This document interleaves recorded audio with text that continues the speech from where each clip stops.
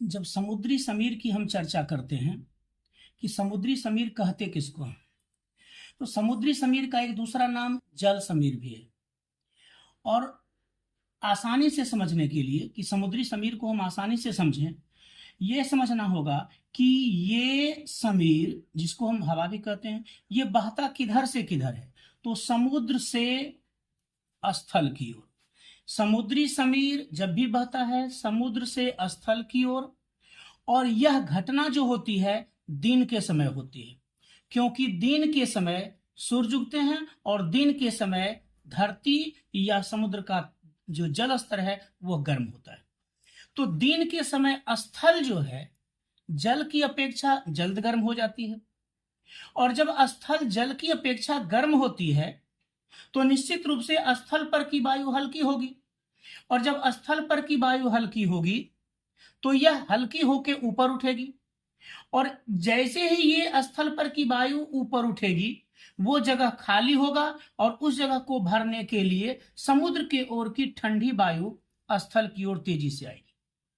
और जब समुद्र के ओर की वायु स्थल की ओर आती है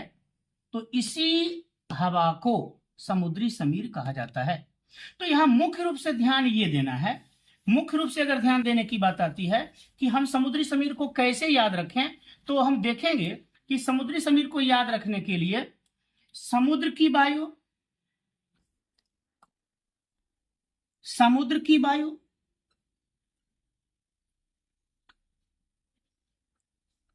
आ रही है किधर,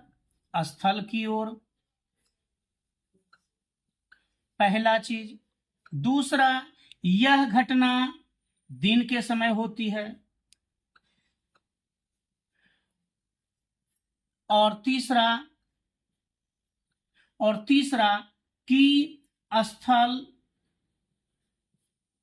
और जल स्तर गर्म होता है। मतलब जब स्थल का भाग या समुद्री जल का भाग गर्म हो, और ये गर्म होगा दिन के समय, और जब गर्म होगा तो समुद्र की ओर की वायु आएगी स्थल की ओर, क्योंकि स्थल की वायु हो जाती है गर्म और हल्की। तो यही है समुद्री समीर।